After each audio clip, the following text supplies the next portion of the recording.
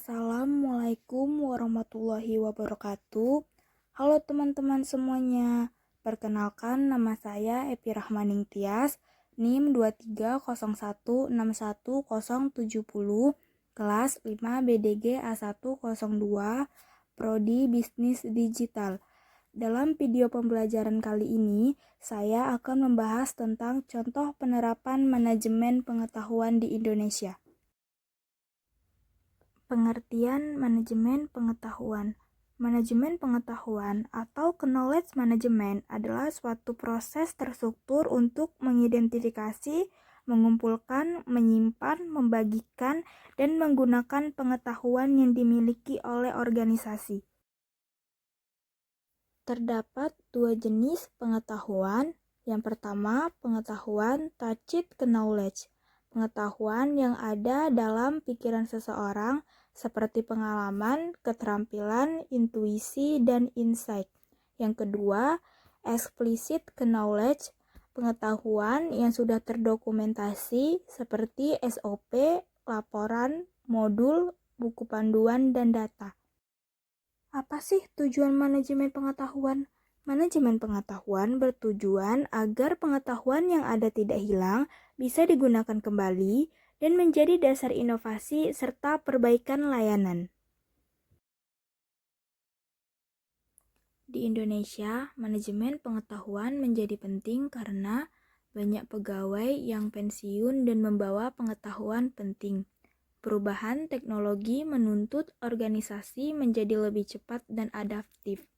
Kompetisi layanan publik dan perusahaan semakin ketat. Organisasi harus menghindari pengulangan kesalahan yang sama. Layanan harus konsisten berdasarkan data dan pengalaman terbaik.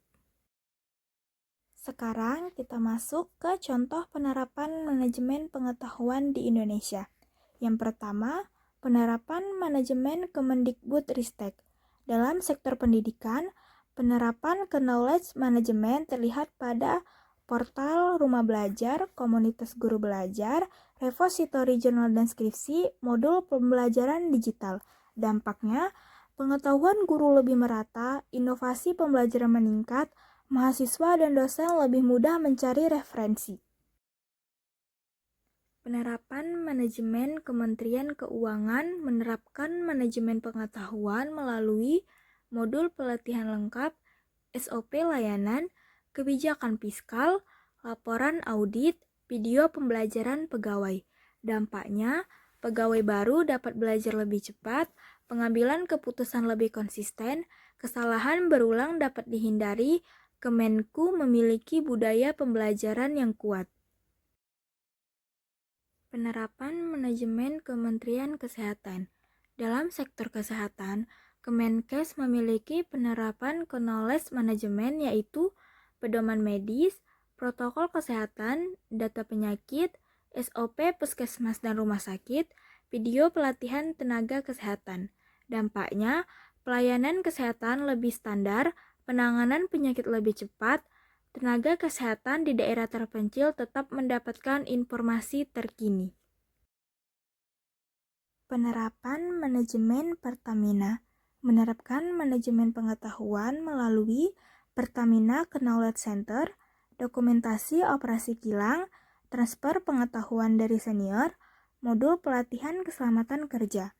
Dampaknya, efisiensi meningkat, kecelakaan kerja menurun, proses perbaikan kilang lebih cepat. Penerapan manajemen Gojek Indonesia.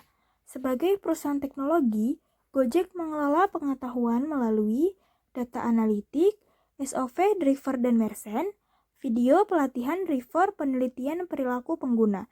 Dampaknya, layanan lebih inovatif, pengambilan keputusan berbasis data. Apa saja sih dampak positif manajemen pengetahuan?